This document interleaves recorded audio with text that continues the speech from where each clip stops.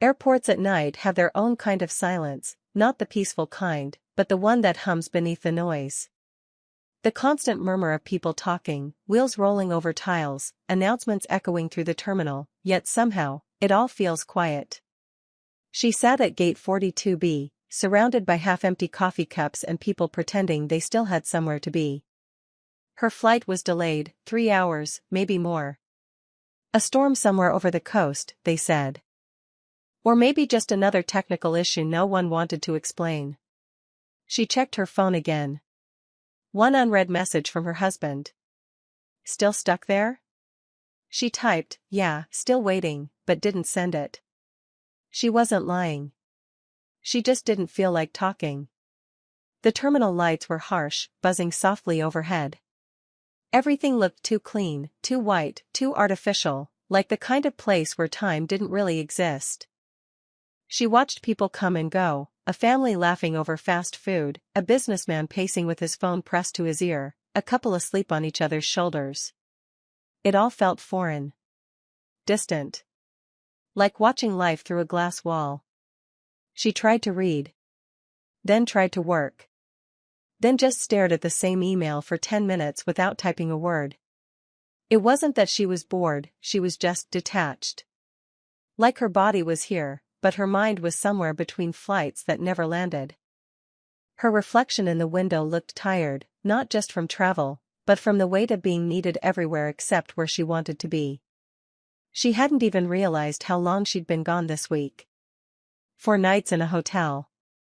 2 dinners with clients. 0 real conversations. The clock on the wall ticked slower than it should have. It was already past midnight, and most people had started drifting toward nearby cafes and airport bars.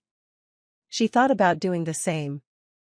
Maybe a glass of wine would help her forget the feeling of waiting, not for the plane, but for something else entirely. For a moment, she looked down at her wedding ring. It gleamed under the airport light, cold and perfect. She turned it once, slowly, then slipped it back into place, like a secret she hadn't decided whether to keep or confess. She stood up, stretched, and slung her bag over her shoulder. Her gate wasn't boarding anytime soon. And she wasn't ready to keep sitting still. So she followed the low music coming from the small bar across the hall. Not to meet anyone, not to talk. Just to feel like time was moving again. The bar wasn't busy, just a few travelers scattered between tables, the sound of quiet jazz mixing with the soft hum of the terminal outside. The kind of place that tried to feel like anywhere but an airport, though the faint smell of jet fuel still lingered in the air. She sat at the counter, ordered a glass of white wine, and scrolled through her phone again, more out of habit than interest. Her notifications were mostly work emails and a few unread texts from her husband, nothing that felt urgent, nothing that felt real. Long delay? A voice asked from her right. She turned. The man sitting next to her looked about her age, maybe a few years older. No ring. Neatly dressed, calm, the kind of face that didn't demand attention but somehow held it anyway. 4 hours, she said, half smiling. Maybe more. He nodded, lifting his glass. To bad luck and worse schedules. She laughed softly, the kind of laugh that surprised her, because it had been a while since it came that easily. They clinked glasses. At first, they talked about nothing, delayed flights, overpriced airport food, how every city looks the same when you only see the inside of hotels. It was light, effortless. And for some reason, she didn't feel the need to filter herself. He told her he was flying back from a business meeting, that his company was based in Chicago. She told him she was from Seattle, that she'd been gone for a week, too long, maybe. When he asked if someone was waiting for her at home, she hesitated. Yeah, she said finally. My husband. He smiled politely, but there was something in his eyes, not judgment, not curiosity, just quiet understanding. The airport kind of makes you forget that part of life exists, doesn't it? He said. She tilted her head, intrigued. What do you mean? He took a sip of his drink. Everyone here's in between something. Between cities, between choices. It's like a pause button for people who don't get one anywhere else. His words lingered in her mind longer than she expected. Because he was right. That's exactly what this place was, a pause. And maybe that's what she'd been looking for all along. They kept talking. Time slipped by without notice. The crowd thinned out, the music slowed, and for the first time that night, she didn't feel like she was waiting for anything. When she glanced at the clock again, 2 hours had passed. She didn't even notice. They talked like people who knew they'd never have to see each other again. That's what made it easy, the honesty that only exists between strangers. He told her about his life in Chicago, about the job that paid well but didn't mean much, about how he hadn't taken a real vacation in years. She listened, nodding, recognizing pieces of herself in every word. When it was her turn, she hesitated. It had been so long since anyone had asked her questions that weren't about work, or errands, or what time she'd be home. I used to love flying, she said finally. It made me feel small in a good way. Now it just feels like another thing I have to get through. He smiled gently. Sounds like more than just airports. She laughed, quietly. Maybe it is. He didn't press her. He just sat there, listening, really listening, the way people rarely do anymore. And it startled her, how much she wanted to keep talking. She told him about the city she used to dream of moving to, about how she studied art before life turned practical. He asked, "Do you still paint?" She shook her head. Not in years. Why not? I guess, because no one ever asked to see it. He leaned back slightly, thoughtful. That's a terrible reason to stop doing something. His words landed deeper than they should have. It wasn't what he said, it was how he said it, like he wasn't judging her, just quietly reminding her that she still existed. The bartender walked by, refilled their glasses without asking.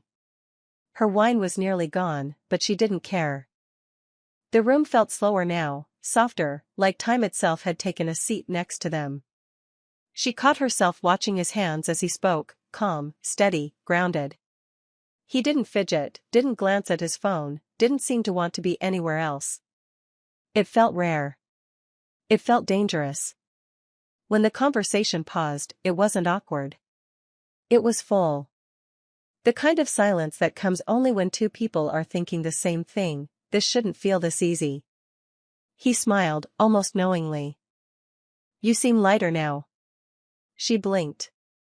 Do I? Yeah, he said softly. Like someone who finally exhaled. For the first time all week, she realized she really had. It wasn't supposed to feel like this. A stranger, a bar, a conversation that had gone on too long, that's all it was meant to be. But the more they talked, the smaller the world around them became. Her phone buzzed once, twice. She didn't check it. He noticed but said nothing. There was no flirtation, no obvious line crossed, just the slow pull of two people realizing how rare it is to be understood. Every word felt heavier than it should, every silence softer. He told her how sometimes he would land in a city, give a presentation, shake hands, and then forget what any of it was for. She told him how she'd been married for 8 years and still felt like she was living next to someone, not with them. Does he know that? He asked gently. She looked at her glass. I think he does. He just doesn't want to. That honesty startled even her. She wasn't sure why she said it out loud, or why she didn't regret it. He leaned in slightly, his voice low but steady. Maybe you just got used to not being seen. Her throat tightened. It was a simple sentence, but it hit too close to home. For a moment, she wanted to tell him to stop, to leave it there, to keep things light. But instead, she looked at him, really looked.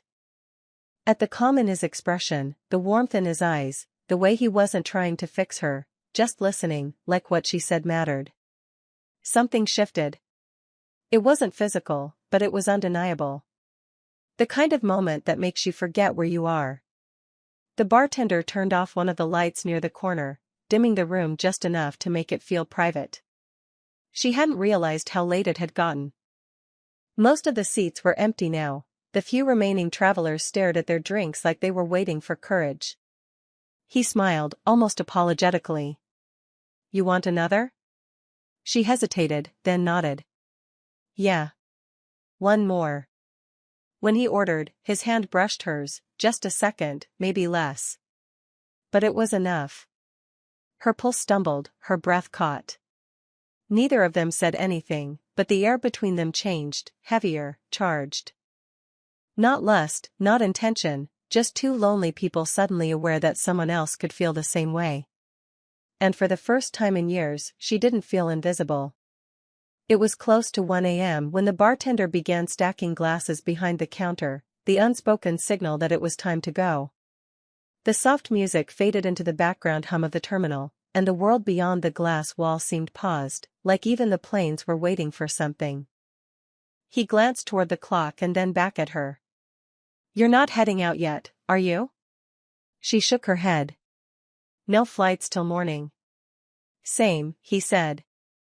"Guess we're both grounded." The joke was light, but his tone wasn't.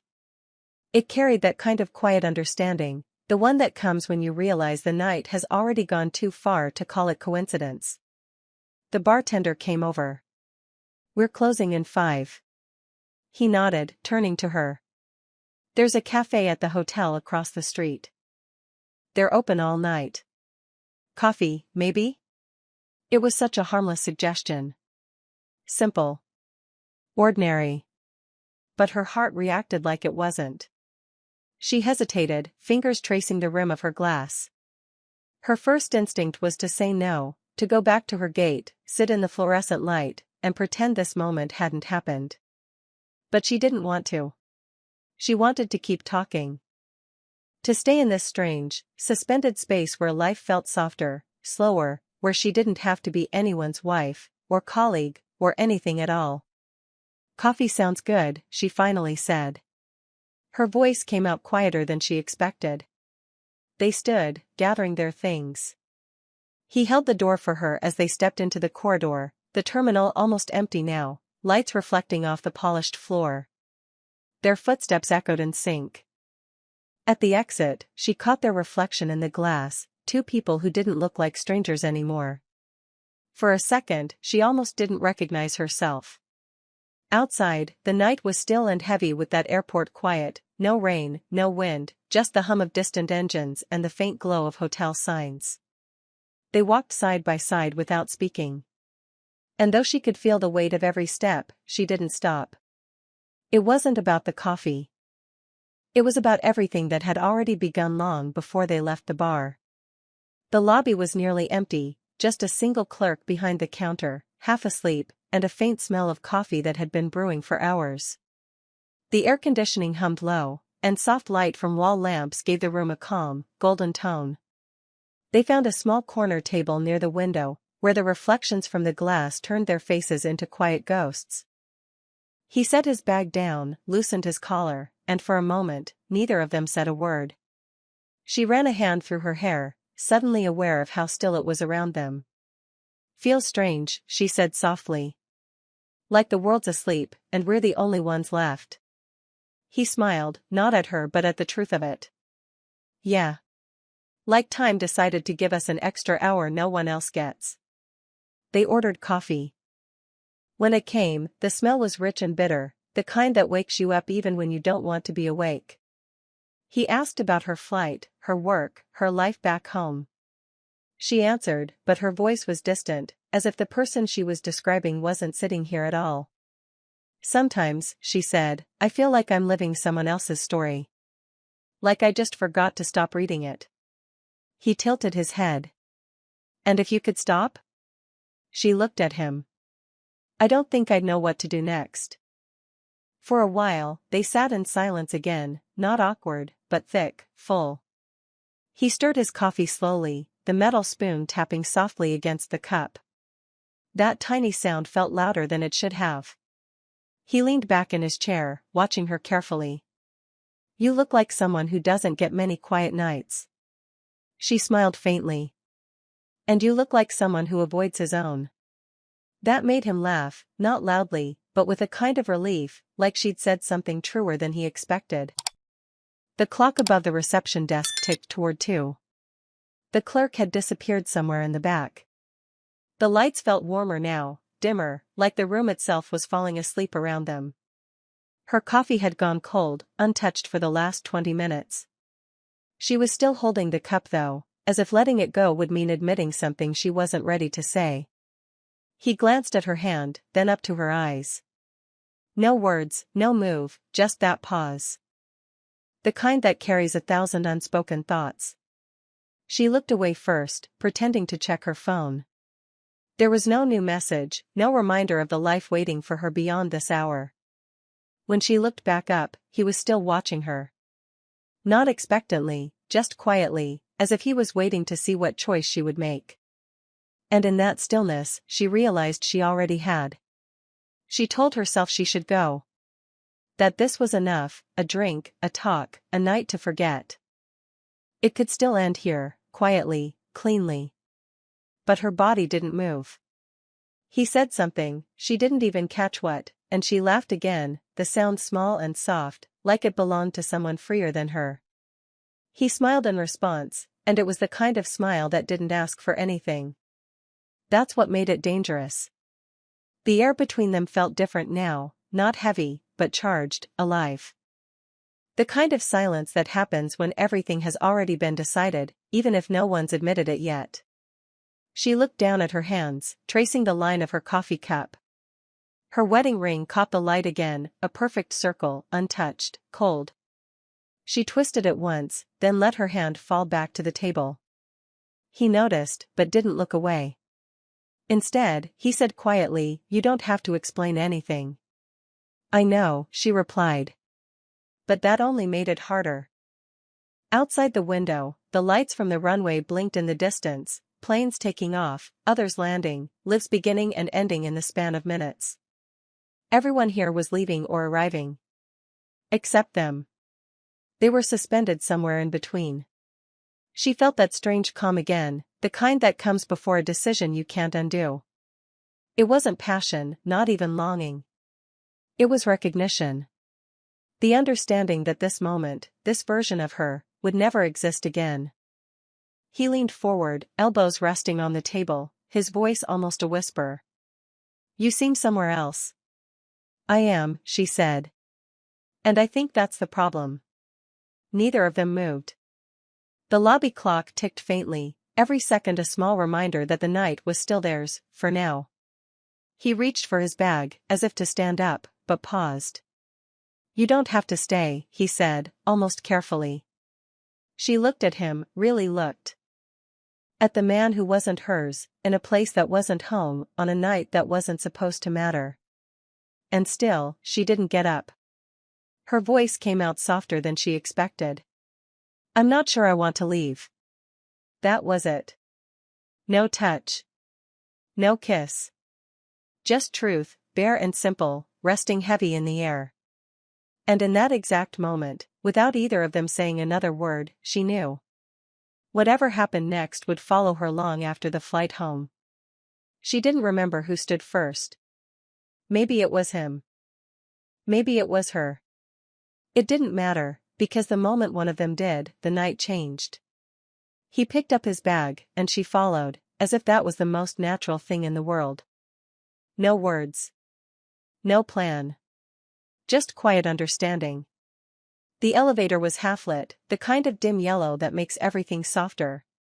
They stood side by side, not touching, their reflections caught in the mirror doors. Her heart was beating too loud for the silence to hold. He looked at her, not asking, not assuming, just waiting. She met his eyes, and that was enough. When the doors opened, she stepped out first. The hallway was long and empty, carpet muffling every sound. Each step felt like a question she already knew the answer to. Outside his room, they paused. For a moment, she almost said goodnight. Almost. But then he reached for the key card, slow, uncertain, and she didn't stop him. The light flickered as the door unlocked. The air inside was cool, the faint smell of coffee and hotel soap still lingering. She turned toward him, and for a heartbeat, neither of them breathed. He touched her face, not hungry, not hurried, just careful, like she might disappear if he moved too fast. And something inside her gave in. It wasn't about desire. It was about being seen, fully, painfully, without words. About feeling something real in a life that had turned weightless. She didn't think. Didn't speak. Didn't stop. And for the first time in years, she felt alive, and completely lost at the same time. The first thing she noticed was the light. Soft, pale, unfamiliar, slipping through the curtains like it wasn't supposed to be there. The room was quiet, too quiet, except for the faint hum of the air conditioner and the steady rhythm of someone breathing beside her. She turned her head slowly. He was asleep, one arm bent behind his head, the sheets tangled in a way that made the whole scene feel almost innocent. Almost. Her clothes were folded neatly on the chair by the window, not by her. That small detail hit harder than anything else. For a moment, she just sat there, legs pulled close, watching the light move across the floor. It didn't feel wrong, not yet. It felt still. Like the world had stopped to let her understand what she'd done. He stirred slightly, eyes half open. "Morning," he said quietly. His voice was calm, the same tone he used when they talked in the bar, steady, kind. She managed a small smile. "Morning." And for a second, she wanted to freeze that moment, the simplicity of it, the warmth of it. The illusion that this could ever exist beyond these walls. Then reality caught up. The sound of a plane outside. A notification on her phone. Her name glowing on the boarding pass she'd forgotten to delete. She stood, quietly, slipping back into the rhythm of her life, clothes, shoes, hair, all done in silence. He didn't stop her. He didn't try to. When she turned to look at him one last time, he was sitting up, elbows on his knees, watching the floor. There was no regret in his eyes, only that soft sadness that comes with knowing exactly what something meant, and what it couldn't be. He said, "Take care of yourself." She nodded. "You too." It wasn't a goodbye, not really. Just a gentle closing of a door that both of them already knew would never open again. As she walked down the hallway, the carpet muffling her footsteps, she realized her hands were shaking. Not from guilt. Not even from fear. But from the quiet understanding that some moments, no matter how wrong, stay with you forever. At the elevator, she caught her reflection in the mirror again. Same face. Same eyes. But something in her had shifted, so subtly that only she could feel it. And when the doors closed, she whispered, barely loud enough for herself to hear. It wasn't supposed to mean anything. But it did. The airport looked the same as it always did, bright, busy, half asleep. No one around her would ever guess that the world she carried inside her felt completely different now. She checked in, passed security, waited at the gate like everyone else. Same line. Same crowd. Same voice over the speakers calling her flight number. It should have been ordinary. But every sound felt sharper. Every minute heavier. On the plane, she took the window seat. Outside, the morning light bounced off the runway, washing everything in that sterile kind of beauty airports have, clean, distant, untouchable. As the engines roared, she leaned her forehead against the glass and closed her eyes. For a second, she could still smell the hotel room, that faint mix of coffee and linen that seemed burned into her memory. Her heartbeat slowed, but not because she was calm. Because she was trying to hold on to something she knew she'd have to let go. When the plane lifted off, the city grew smaller beneath her, highways, parking lots, patches of concrete. She wondered if he was still there, maybe getting ready for his flight, maybe watching another plane rise into the same sky. And for just a heartbeat, she wanted to believe he was thinking of her too. A flight attendant asked if she wanted something to drink. She shook her head, smiled politely. "Just water," she said, though her voice barely came out.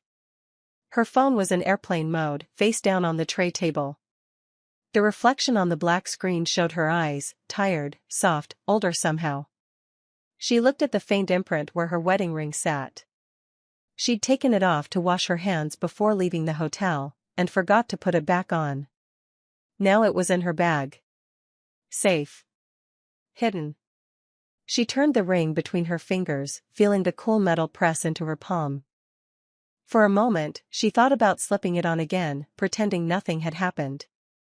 Pretending she hadn't crossed a line that couldn't be uncrossed. But she didn't. Not yet. Instead, she looked out the window again.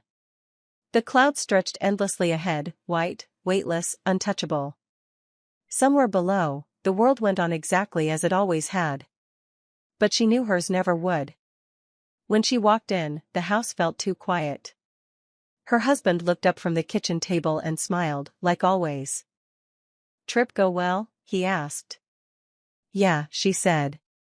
"Just long." He kissed her cheek, quick, familiar, practiced.